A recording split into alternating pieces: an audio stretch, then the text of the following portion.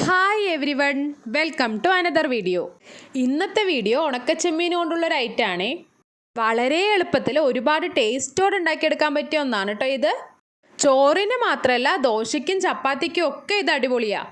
വീഡിയോയിലേക്ക് പോകുന്നതിന് മുമ്പ് നമ്മളുടെ ചാനൽ ആദ്യമായിട്ട് കാണുന്നവരുണ്ടെങ്കിൽ സബ്സ്ക്രൈബ് ചെയ്യാൻ മറക്കല്ലേ. ഇതിനായിട്ട് ആദ്യം തന്നെ ചെയ്യാറുള്ളത് ഉണക്കച്ചെമ്മീൻ നന്നായി വറുത്ത് കഴുകി എടുത്ത് വെക്കുന്നതാണ്.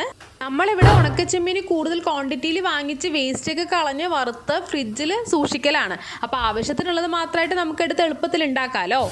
പിന്നെ ഞാൻ എടുത്തിരിക്കുന്നത് വലിയുള്ളി ചെറുതായി മുറിച്ചത്, പച്ചമുളക്, തക്കാളി, മല്ലി, കറിവേപ്പില, ഇഞ്ചി വെളുത്തുള്ളി പേസ്റ്റും ഇഞ്ചി വെളുത്തുള്ളി കുറച്ച് മുറിച്ചതും കൂടെ എടുത്തിട്ടുണ്ട് കേട്ടോ. ആദ്യം തന്നെ നമ്മൾ എണ്ണയിലേക്ക് വലിയുള്ളിയും കറിവേപ്പിലയും കൂടെ ഇട്ട് കൊടുത്ത് നന്നായി വഴറ്റിയെടുക്കും.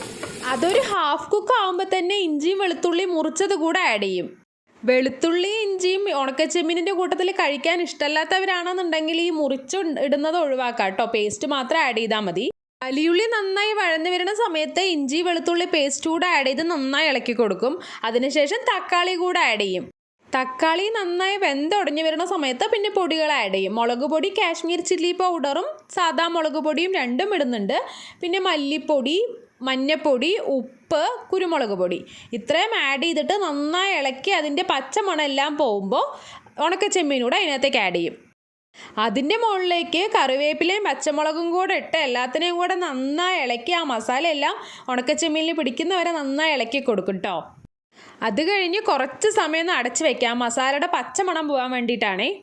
2-3 മിനിറ്റ് അടച്ചു വെച്ച ശേഷം നമുക്ക് അതിലേക്ക് വളരെ കുറച്ച് ക്വാണ്ടിറ്റിയിൽ വെള്ളം കൂടെ ഒഴിച്ചു കൊടുക്കാം. എന്നിട്ട് വീണ്ടും ഒരു 2 മിനിറ്റ് അടച്ചു വെക്കാം.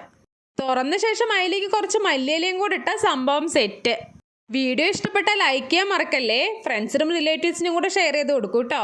മറ്റൊരു വീഡിയോയിൽ കാണും വരേക്കും ബൈ.